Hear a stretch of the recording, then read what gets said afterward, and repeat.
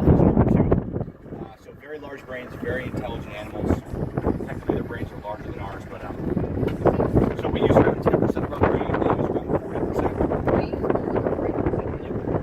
So they have what's called echolocation, kind of like sonar, what we have on boats and on planes and ships. So they're able to shoot a beam of sound out, and that bounces off of what's in front of them, and they can see what's there without actually seeing it. So scientists believe that's, accessing more of their brain, they're able to do that. So, very, very smart animals. They know the boat, they know me, they see me on a daily basis, the tour guides in this area, not just me, but all the tour guides. And the boats as well. You think all these. How many tour guides are there in this area? In this area, I'd say there's probably, company-wise, there's probably 10, 15 companies that do this. Oh wow! So. Well, you're my first I've ever been on. I've never done anything like this before, so this is. Well, you got the grand this show is right awesome. There. My almost 4-year-old nephew will love this. Yeah. When I show him this video, he will love this.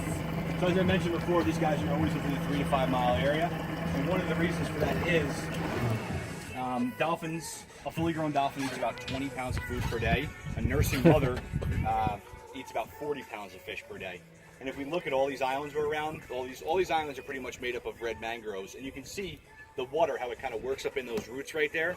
Those roots right there. You guys like seafood? Yeah. Yeah. Oh, yeah. Well, if you've ever had any grouper or snapper or stone crab or shrimp, shrimp's a big one. Everybody's usually has had that before. Chances are it starts this life cycle in these roots, not necessarily here, but in a mangrove root, because it's nice and safe up there. If you're a dolphin, you're not going to be able to get in there and chase after those little things that are hiding in there. So that just acts as a little safe haven for them. So with all that food, we're able to support all these dolphins here. And as I said, there's about 100.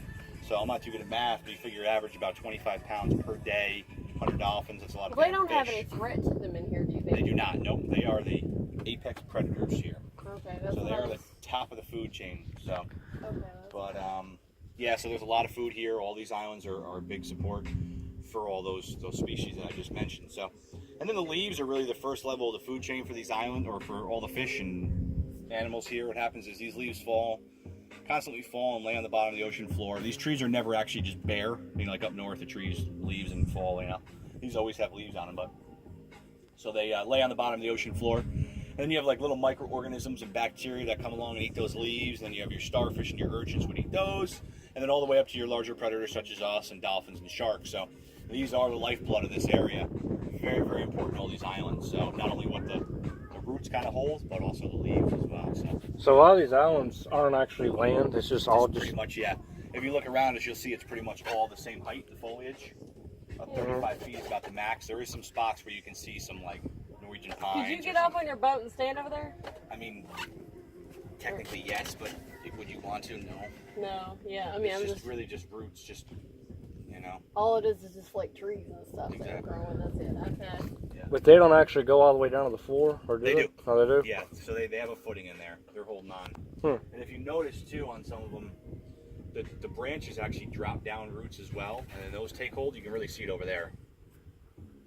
So those are dropping down and kind of holding on. So it's more like a creeping vine. These are slowly expanding these islands. So technically, eventually, this could actually all fill in. Take So who millions of years. planted all this out here on this island? This is all just natural. This was all natural Yep. out here? Mm-hmm. Wow. That's awesome. Yep. So So it's just left as is and nature does its thing? yeah, actually, if you let's say there's some property around the corner from here. It's called Goodland. And there's some mangroves on there. If your property line butts up against mangroves, you can't even trim them. You actually have to, only certain companies have the training in order to trim these because they're all protected because they are so important.